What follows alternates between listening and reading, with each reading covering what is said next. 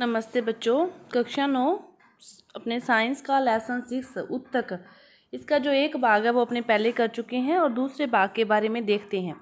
तो देखो, अपने स्टार्ट करना था पादप उत्तक से।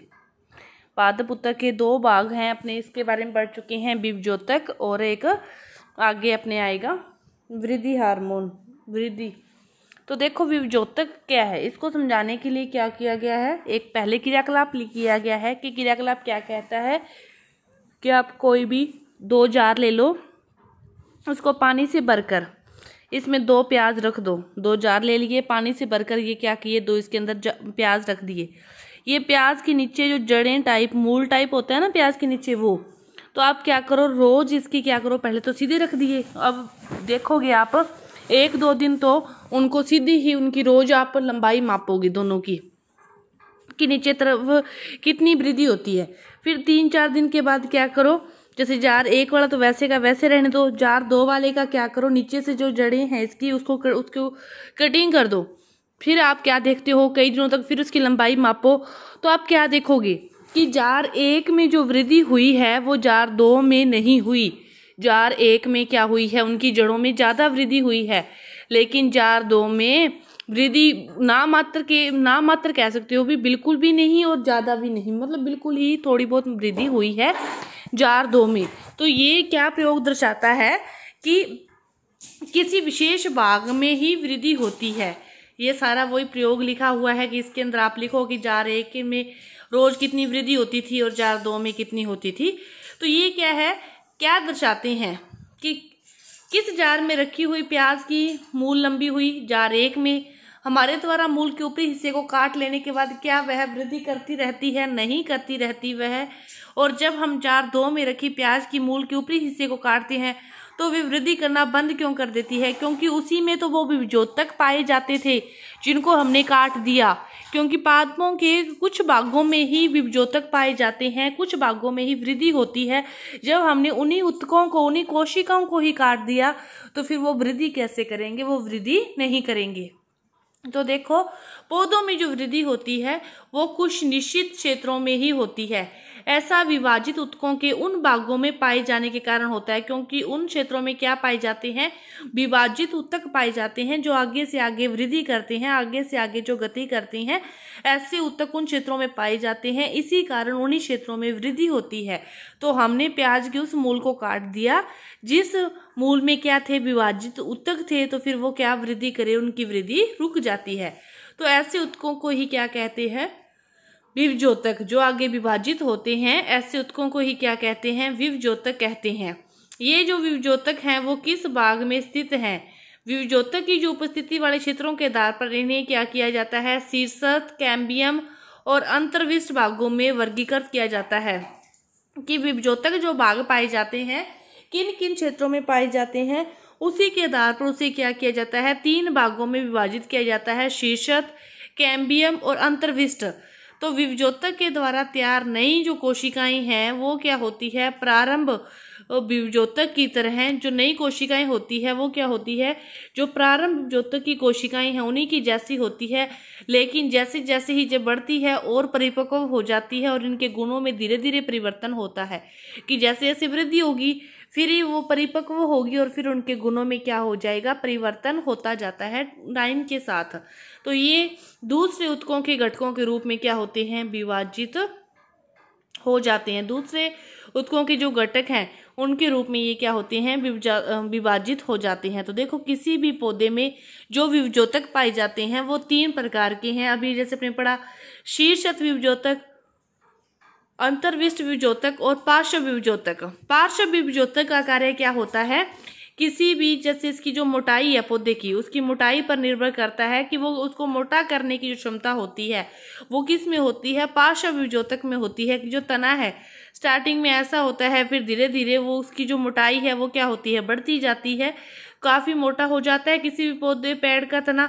तो वो किसके कारण होता है, पार्श्व विभजोतक के कारण होता है। शीर्षक विभजोतक की जो पौधा वृद्धि करता है वो ऊपरी सिरे से ही वृद्धि करता जाता है, तो वो किसके कारण होता है, शीर्षक विभजोतक, क्योंकि इसके अंदर विभाजित करने की जो क्षमता है वो पाई जाती है। किस में पाई जाती है, शीर्षक विभजोतक में पाई जाती है। इसके बाद जो तीसरा है अंतर्विष्ट विभजोतक, ये आपने देखा होगा बांस में या गन्ने में कि 5-7 फुट के बाद ऐसा उसके अंदर हार्ड सा स्पेस होता है, 5-7 फुट के बाद बांस में भी और इसमें भी इस प्रकार की ये पाई जाती है। तो ये होता है अंतर्विष्ट विभजोतक। उसे क्या कहते हैं? अंतर्विष्ट विभजोतक। ये बांस और गन्ने में तो पाया जाता है, इसके अलावा कई अन्य पौधों में भी ये पाया जाता है। तो ये विभजोतक के टाइप हैं कि किस प्रकार उनमें वृद्धि होती है। ये तीनों भाग हैं अलग अलग, ये आप समझ गए होंगे। परो के शीर्षक विभजोतक जड़ों व तनों की वृद्धि वाले भाग में विद्यमान होते हैं। जो शीर्ष होता है वो क्या होता है? या तो ऊपर से या नीचे से। तो पौधा जड़ से भी वृद्धि करता है और ऊपर से भी वृद्धि करता है। तो जो शीर्षक विभजोतक हैं वो किस में पाए जाते हैं? जड़ों में भी पाए जाते हैं और तनों में भी पाए जाते हैं। वह इनकी लंबाई में वृद्धि करता है, दोनों की लंबाई में वो क्या करता है? वृद्धि करता है। शीर्ष भाग की भी और जड़ की भी वो लंबाई में क्या करता है? वृद्धि करता है। तने की वृद्धि या मूल में वृद्धि पार्श्व विभजोतक के कारण होती है। तने की वृद्धि और मूल में, तने की जो वृद्धि हुई उसमें और मूल में जो वृद्धि होती है, कि वृद्धि का अर्थ है उसकी मोटाई का बढ़ना, ये क्या है? वृद्धि। और जो मूल में जो वृद्धि होती है वो किसके कारण होती है? पार्श्व विभजोतक, और उसे क्या कहते हैं? कैम्बियम भी कहते हैं, इसी के कारण होती है। इसके बाद देखो, आप किसी भी मतलब पेड़ को, तने के जो सेक्शन है उनको काट के, जैसे आप खीरे को जैसे काटोगे, स्लाइस काटो किसी भी आलू की, खीरे की, तो आप क्या देखते हो? इस प्रकार उसको जब सीधा रखोगे तो आपको वो इस प्रकार ही दिखाई देंगे। उसको रखोगे तो वो क्या दिखाई देंगे? आपको इस प्रकार ही दिखाई देंगे। तो इसके बारे में अपने पढ़ेंगे आगे, इसमें स्थायी उत्तक में पढ़ते हैं। तो ये आपने जो पढ़ा अभी तक उस पौधे के 3 में जो वृद्धि थी उनके बारे में। अब देखो जो स्थायी उत्तक है, ये स्थायी उत्तक क्या है? विभजोतक के द्वारा बनी कोशिकाओं का क्या होता है कि जो विभजोतक के द्वारा जिन कोशिकाओं की वृद्धि होगी उनमें क्या होता है कि ये एक विशिष्ट कार्य करती है। वो कोशिकाएं क्या वृद्धि हो जाती है, उनके बाद वो क्या करती है? एक विशिष्ट कार्य करती है। विभजोतक के बाद जो कोशिकाएं हैं फिर वो क्या करेगी? एक विशिष्ट कार्य, विभाजित होने की शक्ति खो देती है। स्थायी उत्तक किसे कहते हैं? समझो कि विभजोतक हुआ, उनकी वृद्धि होगी, विभाजित होगी, वो अगली कोशिका बनेगी। जब ऐसा करते करते उनकी विभाजित होने की क्षमता खत्म हो जाती है तो फिर वो एक विशिष्ट कार्य के लिए बन जाती है। उनकी विभाजित होने की जब क्षमता ही समाप्त होगी, वो आगे विभाजित नहीं हो सकती, तो उस टाइम वो क्या निर्माण कर लेती है? वो स्थायी उत्तक बन जाती है। उसे ही क्या कहते हैं? स्थायी उत्तक।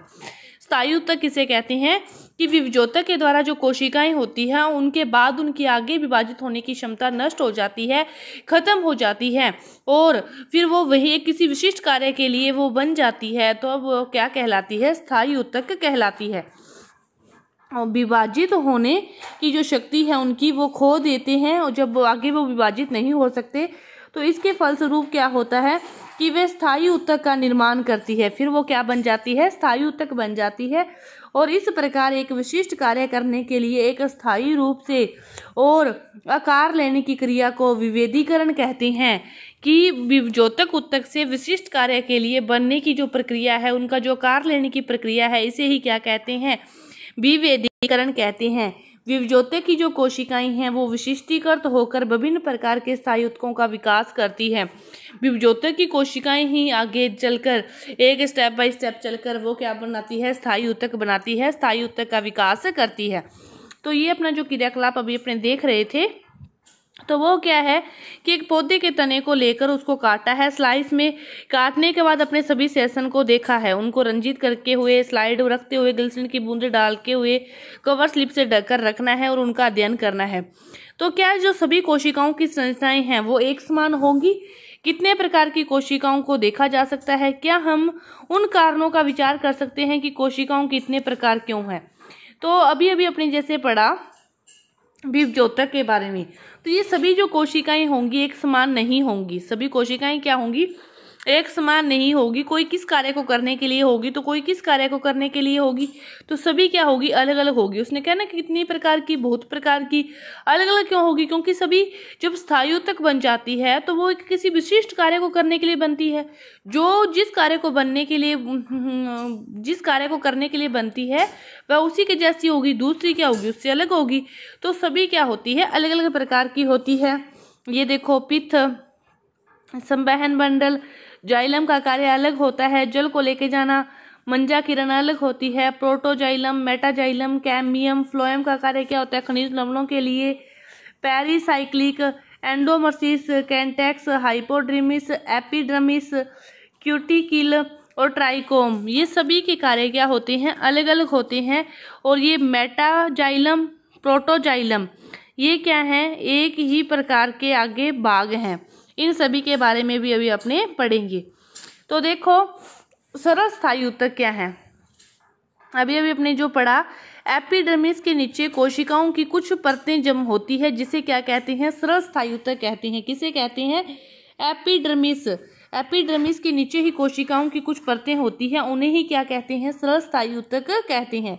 पैरेन्काइमा सबसे अधिक पाया जाने वाला सरल स्थायी ऊतक है। सबसे ज्यादा जो पाया जाने वाला सरल स्थायी ऊतक है वो कौन सा है, पैरेन्काइमा। यह पतली कोशिका भित्ति वाली सरल कोशिकाओं का बना होता है। पैरेन्काइमा किसका बना होता है, पतली भित्ति की कोशिकाएं होती है, सरल कोशिकाएं होती है, उनसे बना होता है। और सबसे ज्यादा पाए जाने वाला स्थायी ऊतक भी कौन सा है, पैरेन्काइमा है। और एपिडर्मिस भी क्या है, नीचे की कोशिकाओं की कुछ परतें होती है, जिसे सरल स्थायी ऊतक कहते हैं। ये जीवित कोशिकाएं हैं। पैरेन्काइमा क्या है, जीवित कोशिकाएं हैं। ये प्राय बंधन मुक्त होती है और इस प्रकार के ऊतक की कोशिकाओं के मध्य काफी रिक्त स्थान पाया जाता है। ये क्या होती है, बंधन मुक्त होती है, जीवित है और ये बंधन मुक्त होती है, किसी भी प्रकार के बंधन में यह नहीं होती। और इनके बीच क्या पाया जाता है, रिक्त स्थान भी काफी पाया जाता है, रिक्त स्थान भी काफी मात्रा में पाया जाता है। ये जो ऊतक हैं वो प्राय क्या करते हैं, भोजन का भंडारण करते हैं। ये ऊतक क्या करते हैं, भोजन का भंडारण। ये क्या है, पैरेन्काइमा है और ये क्या है, कोलेन्काइमा। दोनों एक दूसरे के पार्ट हैं। पैरेन्काइमा में देखो बीच में ये रिक्त स्थान होता है, अंतरकोश के स्थान भी होता है बीच में, और किसी भी प्रकार का ये बंधन में नहीं होती पैरेन्काइमा। और ये क्या करती है, ऊतक जो प्राय हैं ये भोजन का क्या करते हैं, भंडारण करते हैं। ये आगे पढ़ेंगे, सभी के बारे में पढ़ते हैं। कुछ पैरेन्काइमा क्या होते हैं, ऊतकों में क्लोरोफिल पाया जाता है, तो इसी के कारण उसे क्या कह देते हैं, क्लोरेन्काइमा। जिनमें क्या पाया जाता है, क्लोरोफिल पाया जाता है, फिर उनको क्या नाम दे दिया, क्लोरेन्काइमा। पैरेन्काइमा को ही क्लोरेन्काइमा नाम दे दिया, जिनमें क्लोरोफिल पाया जाता है। जलीय पौधों में पैरेन्काइमा की जो कोशिकाएं हैं, इनके मध्य क्या होती है, हवा की बड़ी गुहिकाएं होती है। जलीय जो पौधे होंगे उनके बीच में क्या होगी, हवा की गुहिकाएं होगी, जिसके कारण ज्यादा हवा होने के कारण वो क्या होते हैं, पानी के ऊपर ही तैरते रहते हैं। और पौधे भी क्या होते हैं, फिर वहीं पर ही गति करते रहते हैं पानी की ऊपरी सतह में। किसके कारण, क्योंकि इसमें क्या होती है, हवा की जो बड़ी गुहिकाएं होती है। इस प्रकार के पैरेन्काइमा को फिर क्या नाम दे दिया, एरेन्काइमा। क्लोरेन्काइमा तो कब दे दिया, जब इसमें क्लोरोफिल पाया जाता है और जब इसमें ज़्यादा मात्रा में हवा पाई जाती है और ये जलीय सतह में ऊपर ही तैरते हैं, तो फिर इनको क्या नाम दे दिया, एरेन्काइमा। पौधों में लचीलेपन का गुण एक अन्य स्थायी ऊतक कोलेन्काइमा के कारण होता है। कोलेन्काइमा के कारण क्या होता है, पौधों में स्थायी जो लचीलेपन का जो गुण होता है, ये पौधे के विभिन्न भागों में, पत्ती, तना, इसमें क्या होता है, बिना टूटे हुए भी लचीलापन लाता है। जो पत्ती है और जो तना है, ये क्या होती हैं, बिना टूटे भी लचीलापन लाते हैं। यह पौधों को क्या करती हैं, यांत्रिक सहायता भी प्रदान करते हैं। इस ऊतक को एपिडर्मिस के नीचे वर्णवर्त में पा सकते हैं। इस ऊतक की जो कोशिकाएं हैं वो जीवित होती है, लंबी होती है और अनियमित ढंग से कोनों पर क्या होती है, मोटी होती है तथा कोशिकाओं के बीच बहुत कम स्थान होता है। जो एपिडर्मिस की कोशिकाएं होती है वर्णवत में जो पाई जाती है, इनके बीच में स्थान भी बहुत कम होता है, लंबी होती है, मोटी होती है, जीवित होती है। तो पैरेन्काइमा को ही क्लोरेन्काइमा कहते हैं। कब कहते हैं, जब इनमें क्लोरोफिल पाया जाता है।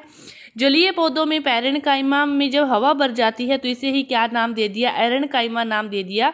और फिर एक अन्य स्थायी ऊतक क्या है, कोलेन्काइमा है। इसके यह क्या लाता है, पौधों में लचीलापन लाता है। यह क्या लाता है, पौधों में लचीलेपन का जो गुण लाता है कि बिना टूटे ही वह क्या करते हैं, सहारा प्रदान करते हैं, यांत्रिक सहायता प्रदान करते हैं। तो वह क्या है, कोलेन्काइमा है। एक अन्य प्रकार का उत्तक है स्क्लेरेन्काइमा होता है। यह उत्तक क्या करता है, पौधों को कठोर व मजबूत बनाता है। यह उत्तक क्या करता है, पौधों को कठोर व मजबूत बनाता है। जैसे नारियल के रेशे युक्त छिलके को आपने देखा होगा, तो यह क्या है, स्क्लेरेन्काइमा उत्तक से ही बना होता है। वो कितना कठोर होता है, छिलके युक्त जो नारियल होता है कितना कठोर होता है, तो उतना ही मजबूत व कठोर बनाता है स्क्लेरेन्काइमा। इस उत्तक की कोशिकाएं क्या होती है, मृत होती है। ये लंबी और पतली होती है। इस उत्तक की जो कोशिकाएं हैं वो जीवित नहीं होती, मृत होती है, लंबी होती है और पतली होती है। क्योंकि इस उत्तक की जो भित्ति है वो लिग्निन के कारण मोटी होती है। किसके कारण मोटी होती है, लिग्निन के कारण होती है। और ये भित्तियां प्राय इतनी मोटी होती है कि कोशिकाओं के भीतर कोई भी आंतरिक स्थान नहीं होता। तब फिर कोशिकाओं के भीतर कोई भी आंतरिक स्थान नहीं रहता। और यह उत्तक तने में संवहन मंडल के समीप, पत्तों की सिराओं में और बीजों के फलों के कठोर छिलके में उपस्थित होता है। और यह पौधों के भागों को क्या प्रदान करता है, मजबूती प्रदान करता है।